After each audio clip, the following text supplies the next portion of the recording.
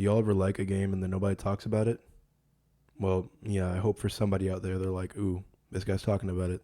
Void Bastards is a roguelike indie game inspired by Bioshock and System Shock, developed by Australian studio Blue Monaco, who consists of ex-developers from the creators of Bioshock and System Shock.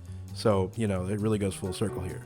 It was released on May 28th, 2019 for PC and Xbox, and everybody else got it a year later. So why am I talking about a dead game? Because it's awesome, dude. Like, look at this. The art, the gameplay,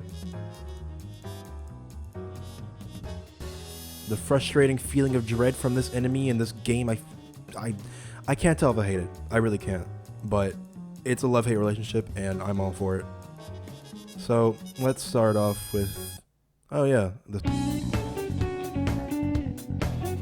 this game's story does not matter.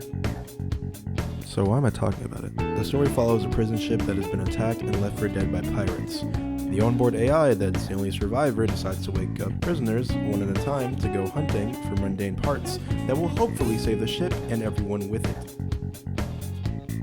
You play as these convicts that keep on getting sent out. Every single time you die, you will lose that convict. So don't get attached. You may be thinking, oh, I guess I just won't die if I like this convict. Well, good luck with that, because if you're playing any difficulty above normal, this game will be the most grueling hell you'll ever experience. And I do not take that lightly. Anyways, with everything out the way for story-wise and why you're there and the context given, I would like to introduce the game. The gameplay is truly the magnum opus here. Now personally, at the time of writing this, I have put in about 15 hours or so. For a roguelike, that's pretty much nothing, so take everything I say with a grain of salt, and that includes anything I said before. Every time you start a new life in this game, you're getting random pros and cons. One con is that you can be a smoker and randomly cough, giving away your position when you're trying to be stealthy. One pro is that you can be completely accurate 100% of the time.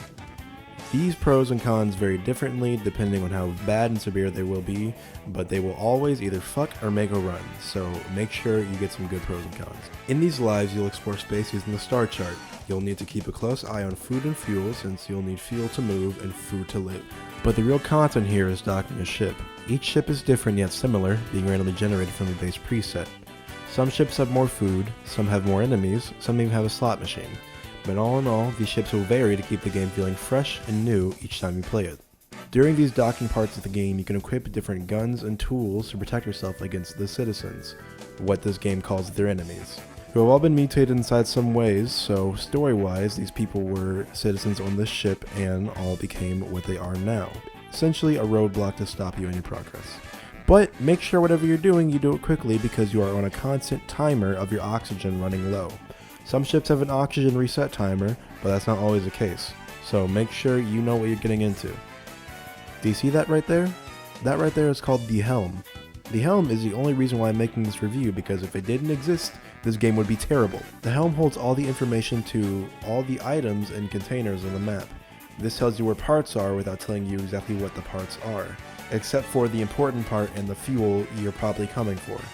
I believe the best strategy for this game is to make some sort of game plan before you go into a ship, because the ship tells you exactly what it has inside of it. Unless sometimes it doesn't, but that's not usually the case.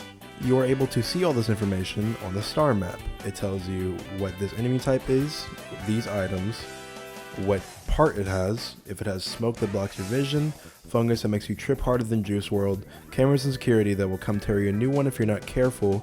It tells you the power is out. What you mean I'm being raided by pirates?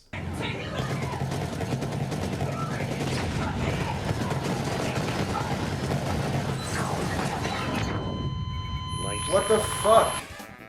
The game's objective is to get new parts so you can repair the Ark and go into deeper parts of space. Each time you go into a different part of space, it means it gets harder and harder.